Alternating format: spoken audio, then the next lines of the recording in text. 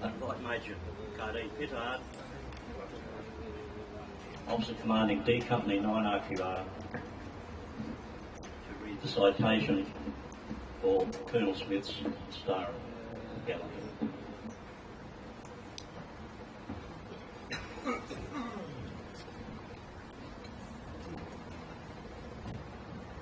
This citation was written by Major Smith's CO in 1966 for the Distinguished Service Order.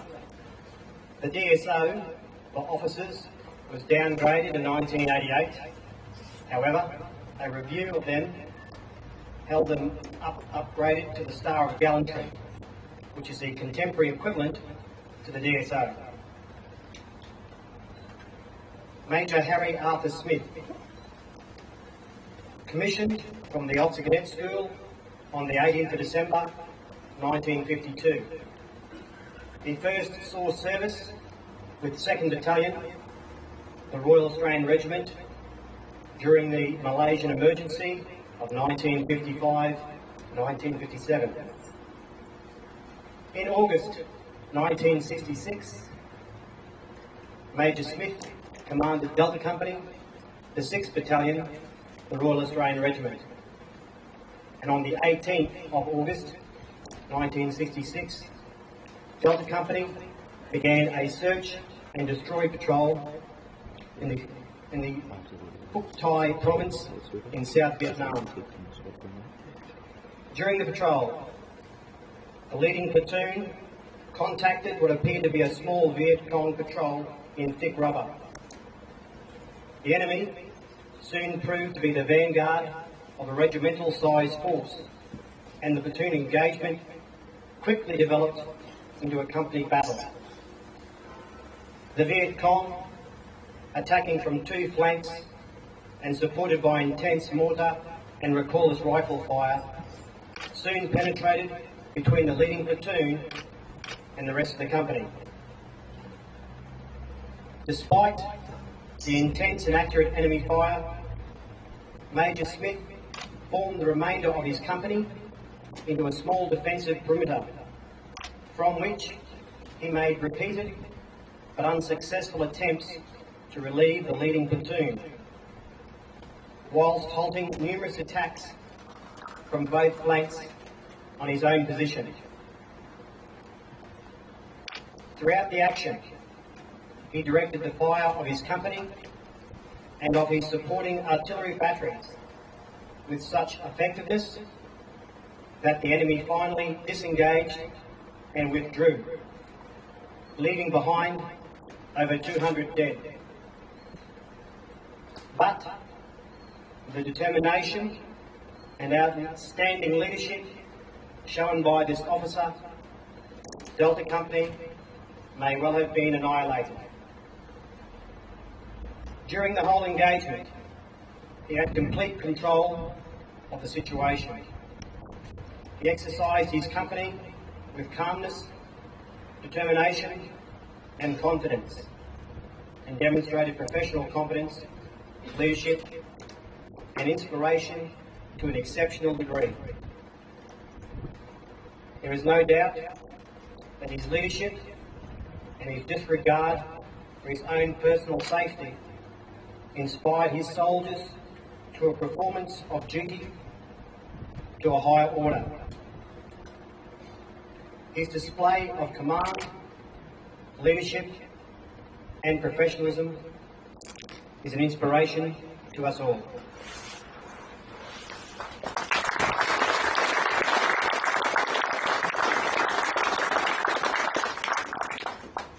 Mr. Neville will now present the Star of Gallantry to Lieutenant Colonel Smith.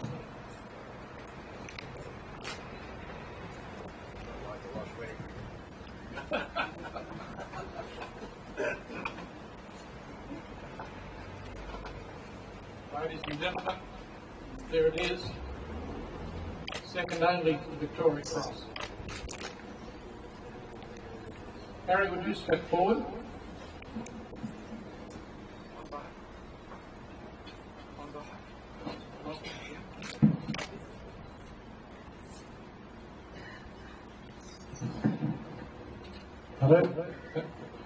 Harry, on behalf of the Commonwealth Government, I present the Star of Gallantry, long awaited and richly deserved. Again, long awaited and richly deserved.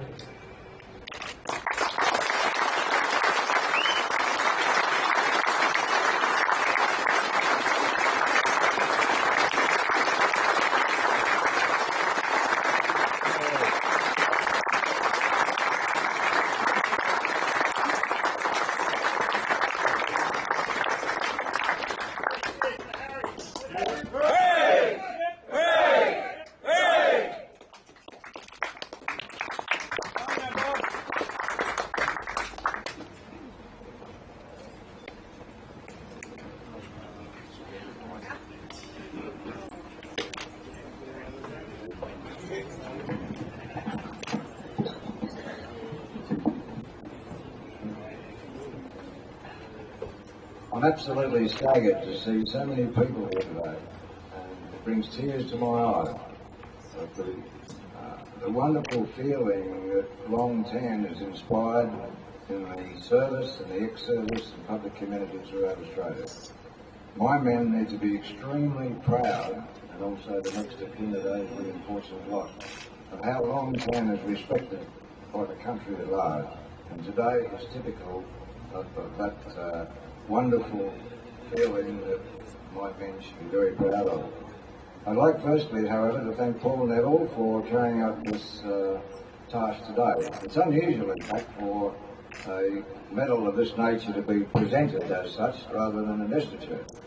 But as it was described, the Governor-General intended to invest it last year, but when the Department of Defence refused accommodation and transport for my men and next of kin to go and receive their unit citation award, I spat the dummy.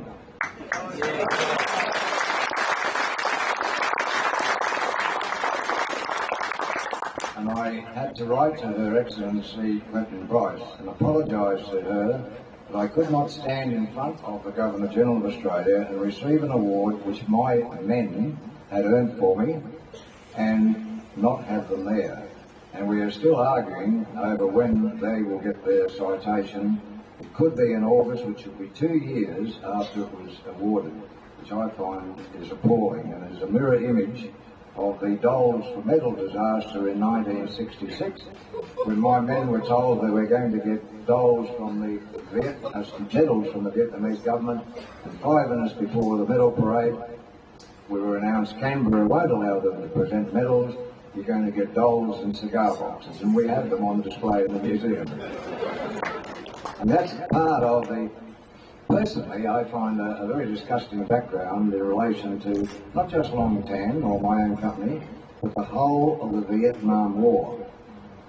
And I do have to say that we have here 2 Victoria Cross winners, one from Afghanistan, and I'm very, very pleased to see that 2 Victoria Crosses have been awarded in Afghanistan, and one, of course, Keith Payne from the Army Training Team.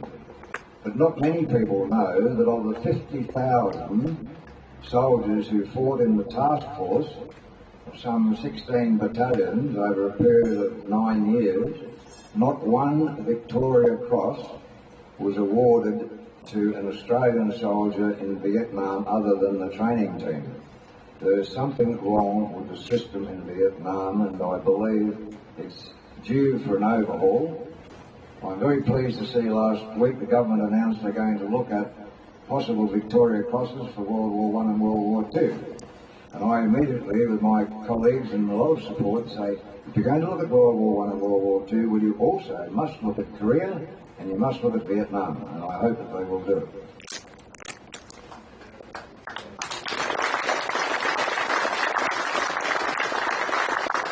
And I would add on that note that my Company Sergeant Major Jack Kirby, who ran around, a big hulk of a man, as tall as but bigger than Ben here, distributing ammunition, carrying wounded back, went out the front, destroyed an enemy machine gun post for an hour under heavy fire. How he was never killed, I will never know.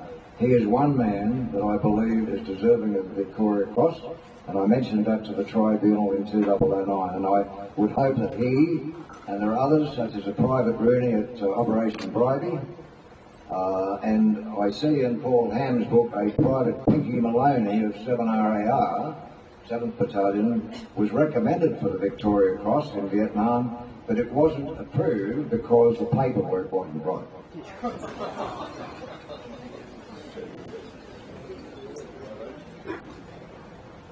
I'm very emotional that so many people have come here today that were with me or in the field in Vietnam on Long Tan Day. A lot of other people from other services have come here as far away as Melbourne to take part in the ceremony. The ceremony was originally designed to publicise the museum, and I can say that I think John Meyer said last night, somebody presented me with an American backpack and a couple of ammunition pouches with a note that they stole them from me at a Shoalwater Bay umpiring exercise, and they weren't mine, but my wife said, well, don't throw them out, give them to the museum. So I came up here, and John and his staff, and he's got a wonderful team of volunteers here, absolutely amazing.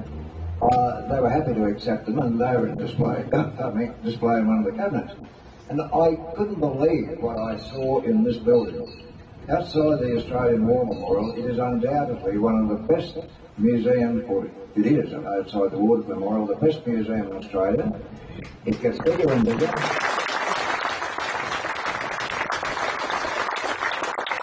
And I got involved with John, and a lot of rubbish that was in my back room, gathering dust and so forth, and I put in here, and I've been able to get my mates and colleagues to also present memorabilia, and I hope that more will come in. I've received a flag this morning, which I'll shortly present, which can go on the display. What's the laugh, buddy? Brother? Love that flag, bro. But anyway, I've been very happy to help John in the promotion of the display. I was here last year for the opening of the Gallipoli room, which is absolutely wonderful display. And now he's got a Long Tan display. We've got a replica of the Long Tan cross there, which is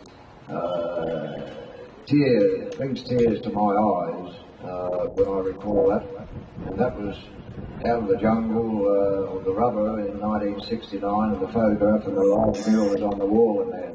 And it's a wonderful memorial. It's one of the only two memorials in Vietnam from foreign nations.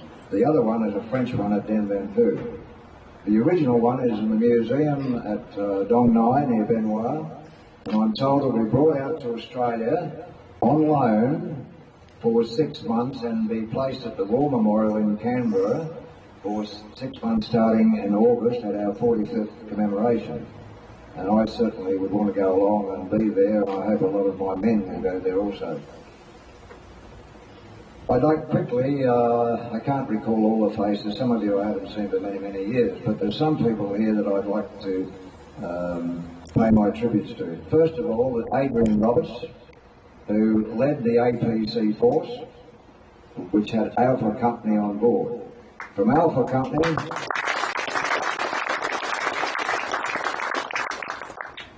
Adrian defied orders to stop, otherwise he would have never got there before dark. And I believe Adrian was one of those people who also deserving of a higher award than an MID, and he's one of the people on my list. There's also a number of his own people deserving of higher awards, as well as those from Delta Company and Alpha Company. There are two Alpha Company people on my list that's still being argued in Canberra. And one here today is Sergeant Frank Alcorta and his lovely wife Maria. And Frank was on top of an armoured carrier with his machine gunner, a late Private Ron Brett, and they released a company of enemy about a kilometre south of where we were fighting. Frank rolled off, and with his machine gunner until the rest of them got out of the carrier, another 9 of 11 people out on the ground. Frank organised an assault on the Viet Cong, and it's quoted in Lex McAulay's book. The enemy threw down their gear and fled. And Frank, you are one of the people that should also deserve high recognition. We have with Adrian some of his Adrian's driver here, Piggy O'Rourke. Down here we have Adrian's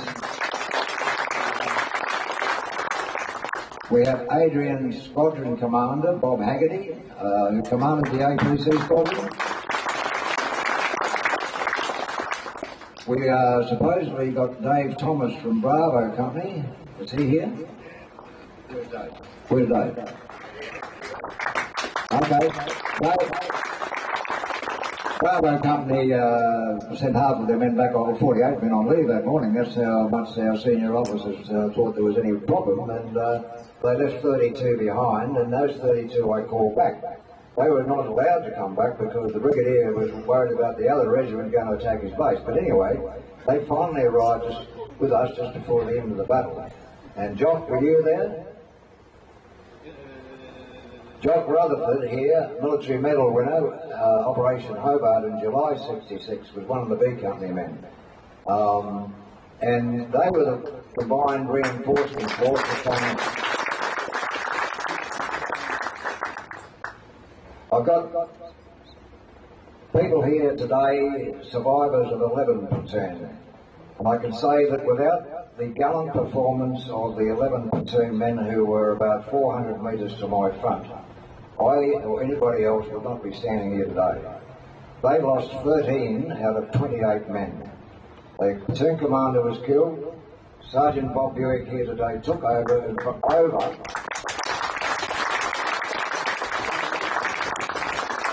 over an hour, Bob directed his own platoon and also the artillery fire which kept the enemy at bay. That in fact gave me time to organise the other platoons to the left flank, to the right flank, eventually getting 12 platoon commanded by David Savin, who is also here today.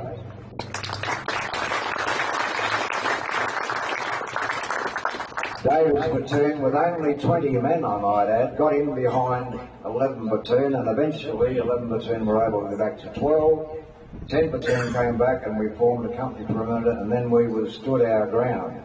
My men, probably then down to about 50 up front, held their ground against suicidal battalion assaults. We now know there were 6 battalions, including 1 North Vietnamese, 3 regular and 2 provincial battalions. And with support troops, such as their medical units and their artillery, thank goodness they didn't use their heavy mortars on us, because they were ready to be man-packed forward to attack Newidad that night. So we were lucky that they didn't fire on us, otherwise it might have been a different story.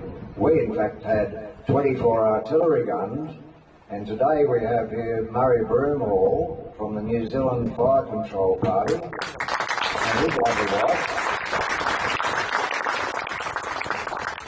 Murray was one of the 3-man team, led by former Captain Murray Stanley, and unfortunately Bob, Dave and I went to New Zealand last May to farewell Murray, who succumbed to a rare form of cancer. And sadly, Murray also was one of the people who was downgraded in his award. I recommended Murray and Adrian for the Military Cross. Murray got nothing at the time. We eventually got a belated MBE, but without the gallantry embellishment, the oak leaves. And I'm still, in fact, trying to get that for him. And his family would love to see that. But that's all part of an ongoing battle that shouldn't have had to taken place.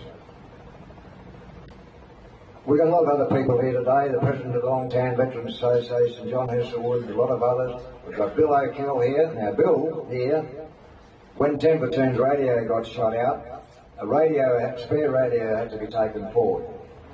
Bill got up, took the radio forward, maybe 300 metres, by himself, killed 2 enemy on the way, and got communication restored with me to his platoon commander, Lieutenant Kendall, so I could talk to him and he could pass artillery fire. I recommended Bill for the military medal, but I was directed by a commanding officer to reduce it to the MID, and I'm sorry, Bill.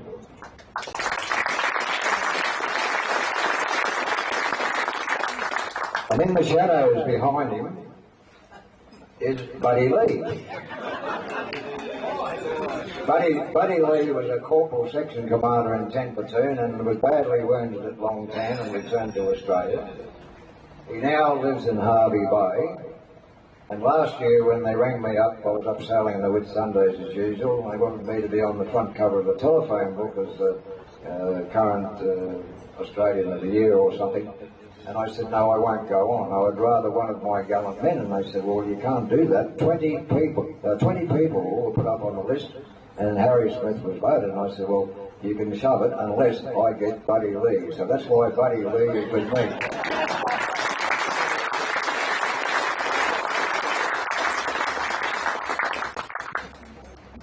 I think I probably missed a lot of people here this morning that I'd like to recognise. I mean, I look around and I see so many faces. Hello, the bugler's disappeared again. Oh no, that guy's room.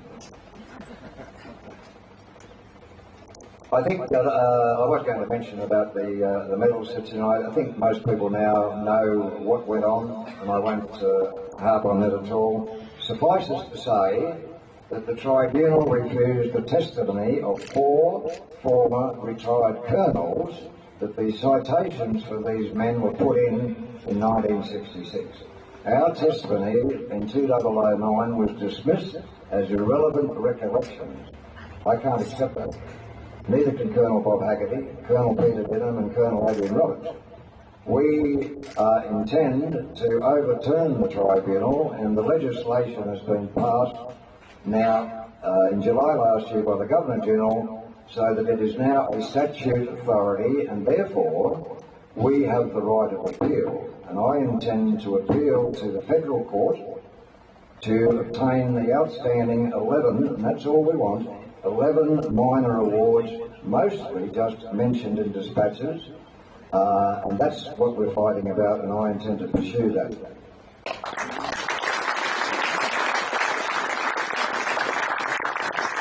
I will also say that I will intend to pursue the award of unit citations to the APCs, to A Company, to B Company, to the Air Force crews, and I'm sorry, Bob Grandin, did I miss you out before? Bob was one of the helicopter pilots when they were told they couldn't, with Air Force orders, fly the ammunition out. Bob and Frank rightly said, "Bugger, Harry Smith wants ammunition and we're going."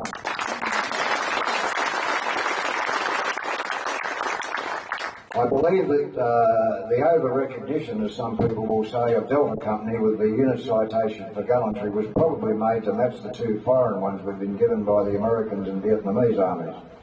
However, some of the men that should be recognised, like Frank Alcorta and his machine gunner, Adrian Roberts, were not with me, and they don't get that award. And I believe it is rightful that all the units that participated, including the artillery, to which we really owe our lives, because the artillery, without them, we wouldn't be here today, need to be recognised. And I also believe the Vietnam War recognition, apart from looking at what I mentioned earlier, the VCs, the Lt Col and Balmoral and Bin Bar should both be recognised with the unit gallantry citation, and that is on my list.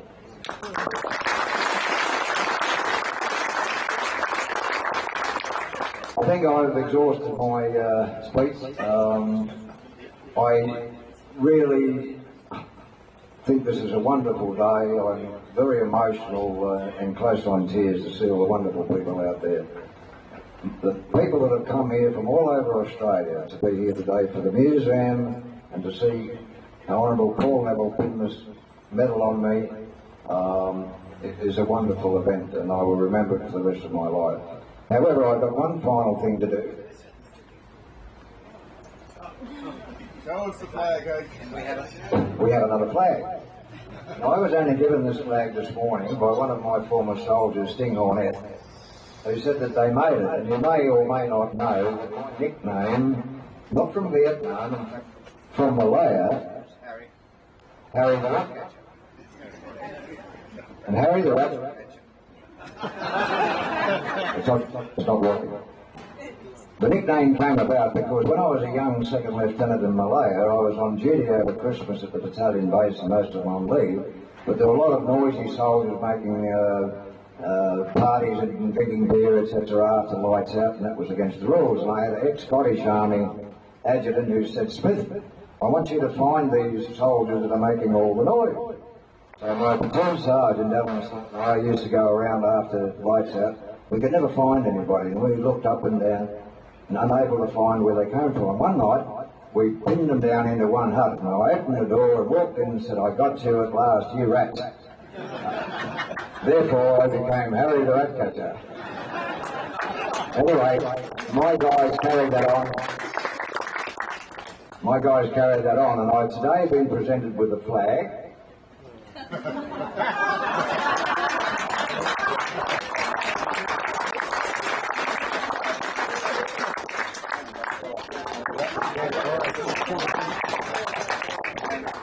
And I am going to, John, present it to you, and I would like you to put it with your long tan display, and it'll go down forever as one from Harry the Rat Catcher.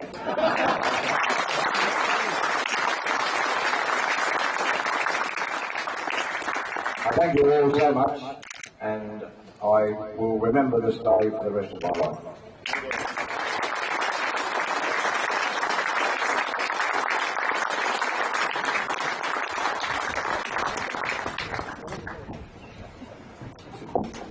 Just a small historical note, and I don't want to take up too much time here, but today we've honoured the men who took part in the Battle of Long Tan, which was one rifle company up against tremendous odds. There was another rifle company action fought not far from Long Tan in April '66, only about 17 kilometres away in what we call the Colonial rubber plantation. This rifle company was American, and the results of that action were the opposite of what was achieved at Long Tan. The American company was surrounded. There were 134 when the action started. Nobody could get to them. Next morning there were 23 left. Their artillery officer was a second lieutenant. D company's was Captain Maurice Stanley, a very, very highly qualified gunner. The American artillery officer completely lost control of what he was supposed to be doing. The company commander lost control of the battle. And at one stage, the American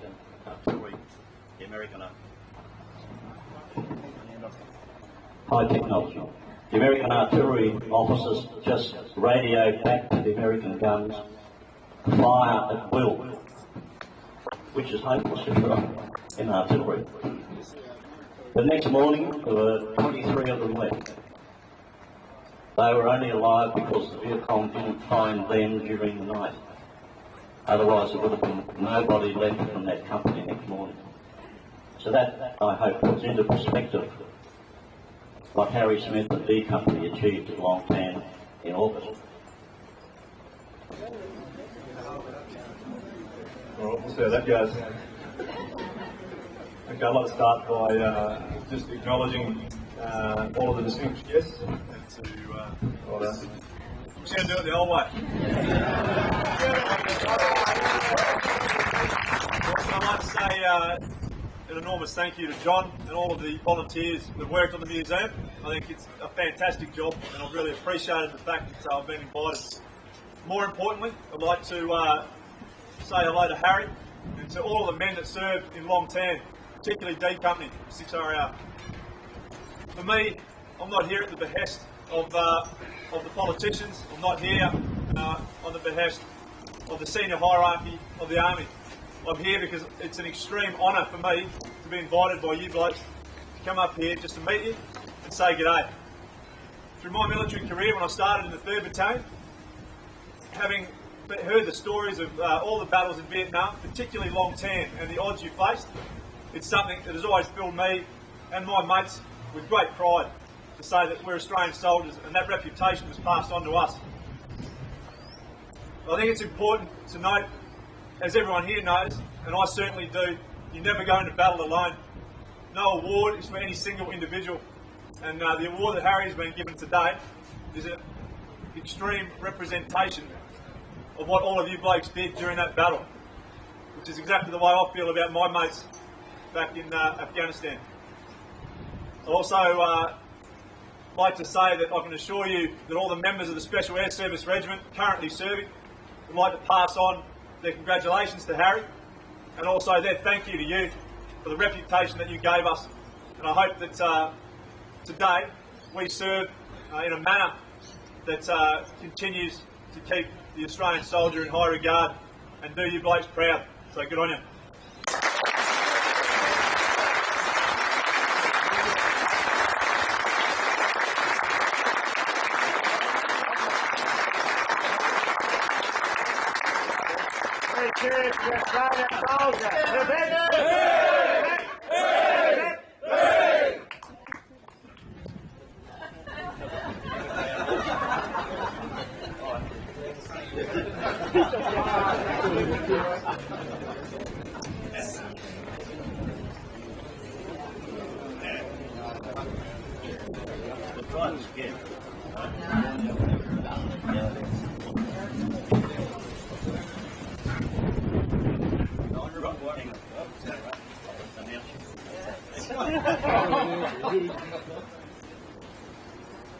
Harland is the college captain of the Fraser Coast Anglican College, and he'll now give us an address from the youth of the Maryborough district.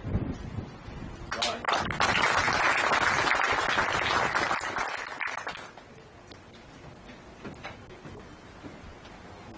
Honourable Warren Truss, Federal Member for White Bay and Leader of the National Party. Speak up, son. Use them. Speak up. Yell at your old man. Mr. Paul Neville, Member for Hitler. Councillor Mick Kruger, Mayor of the Fraser Coast Regional Council. Enjoy it. A bit more volume, bro. A bit more volume. He hasn't got a phone book. Turning to you later.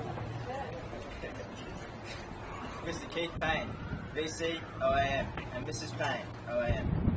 Corporal Ben Robert Smith, VC, MD. Lt Col Harry Smith, SG, and Mrs. Smith. Lt Col Jennings, Commanding Officer of the 6th Battalion, Royal Australian Regiment. Major Pittard, Officer in charge of the Delta Company, 9th Battalion, Royal Queensland Regiment. Ladies, gentlemen, and fellow students, it is indeed an honour to stand here today to represent fellow students from my school in our local area. Our special guest list is indeed a roll call of people who have made significant contributions to our local community, state and nation. Special thanks to Mr. John Myers for his invitation to address you today. I would like to acknowledge all soldiers, many of whom are here today, who fought in the Battle of Long Tan. I would also like to acknowledge soldiers, past and present, who have fought for our nation and allowed us to live as we do today. Also to the 18 Australians who sadly did not make it back from the Battle of Long Tan, and the 30 soldiers who have passed since. One of the main themes of today is leadership.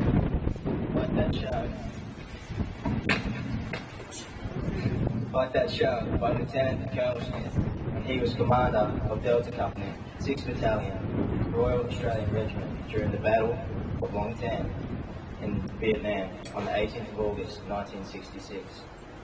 Student leaders here today know nothing of the battlefield, but can learn a great deal from someone who makes hard decisions when no one else will.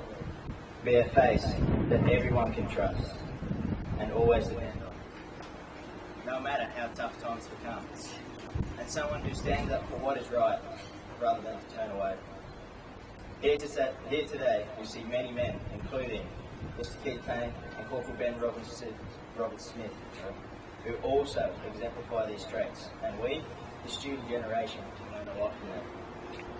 To conclude, I would like to say thanks to the Maryborough Military and Colonial Museum on behalf of all students attending the function for the opportunity to witness the presentation of the Star of Gallantry to Lt Col Smith and the opening of the Long Tan display. Thank you.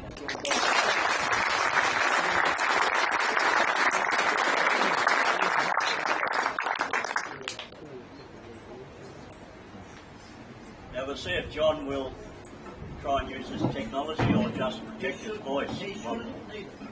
I will try and use the warrant officer's voice. How do you put things? To Mr. Paul Neville, the Warren Trust, Vic Kruger, Keith Payne, BC, OAM, and Mrs. Payne, OAM, the Corporal Ben Robert Smith, BC, MG, and other VIPs, and everybody that's here today, and particularly the long tan veterans.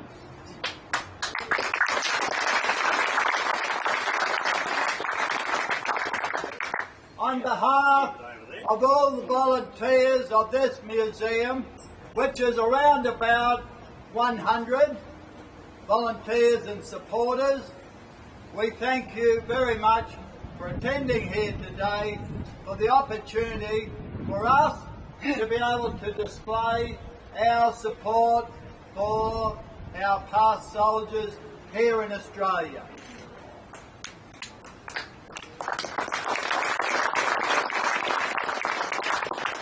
It is a great honour that the presentation of the Star of Gallantry to Lieutenant Colonel Smith occurred here at this museum. I would have to say that it would be the highest award, military award, that has ever been presented in this district. And we are so fortunate that it happened here today. Witnessed by the fellow soldiers of his battalion, of his company, and other companies of the battalion, the APC, the RAAF, the artillery, engineers. I know we've got at least one engineer over there that was there on that day.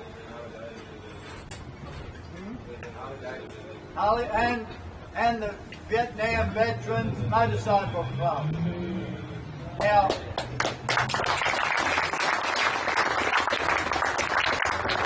I know that I could just go on and on as far as the people that should be recognised.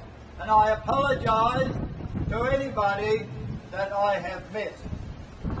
However, I do want to take this opportunity to specifically thank some of the people from the volunteers who have worked so hard to make this a successful day, and also last night for the dinner. And they are my wife with the catering team. Now, typical of these type of functions, the ladies doing the catering are always hidden in the back scenes, but they are a most important part of it.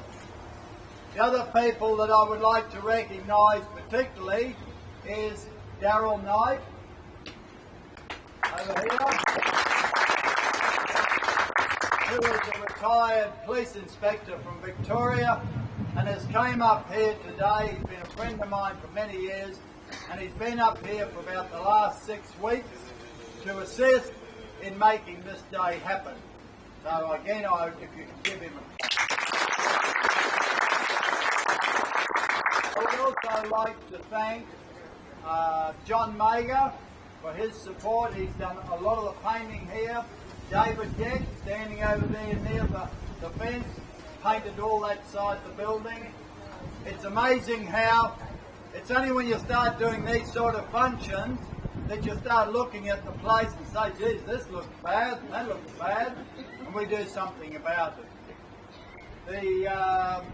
There's been a lot of other people that have been involved as far as tasks like making up the name card for everybody. That was a mammoth task. Stuart Kay was one of the people that was very responsible for that, assisted by other people. So hidden in there are a lot of volunteers doing a lot of tasks. And without those people, this place would not be a success. We're very fortunate to have the support of people like Mick Kruger with the council, who are hosting the morning tea that will be happening here today. We feel very honoured that when we decided to have this function, and it shows the importance of the day when people like Keith Payne and his wife, and then Robert Smith, when they were approached about coming here today, immediately said yes, they will be there. So it shows a sign of the significance, particularly for the award of the Star of Gallantry to Lieutenant Colonel Smith. So I would like to give them a round of applause.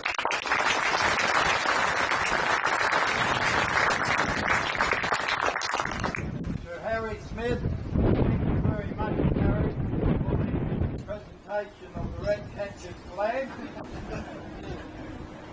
And also, as a matter of interest, I thank a number of the Vietnam veterans who, yesterday and today, have given us memorabilia so that we can add on to the long tan display. Our aim is to see it grow and grow. So we will hopefully, in years to come, be able to be a good repository for the long tan battle. Again, I thank you all for coming here today. And with that, I'll pass you back to the MC. Thank you.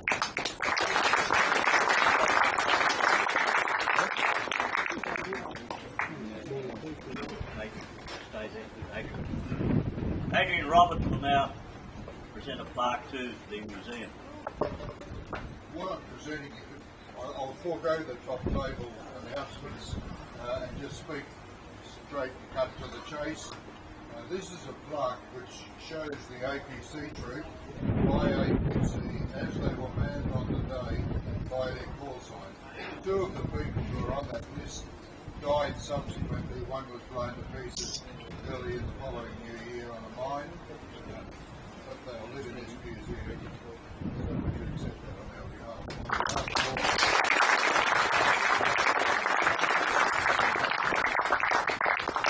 Adrian, on behalf of the museum, we thank you very much for this presentation, and I can assure you that we'll have a pride of place in the long tan display.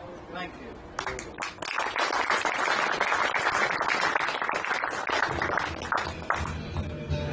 And this will take you back.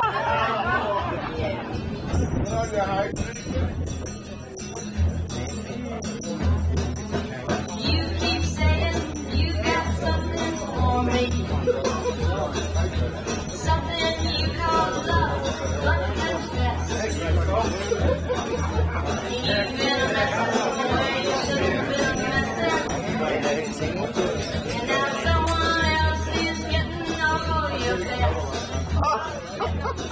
These boots are made for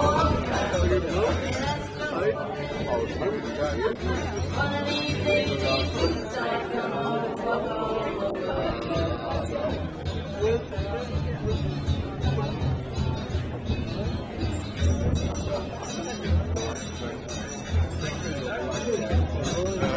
You keep lying when you ought to be truthful. You keep losing when you ought not to bet. You keep saying when you ought to be changing. That was right. You ain't been Is that alright? Yeah. What time?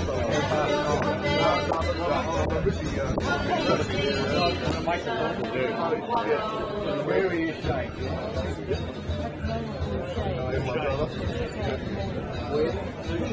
Oh, okay. Right. Yeah, I'd like to. Where are you staying in Maryborough?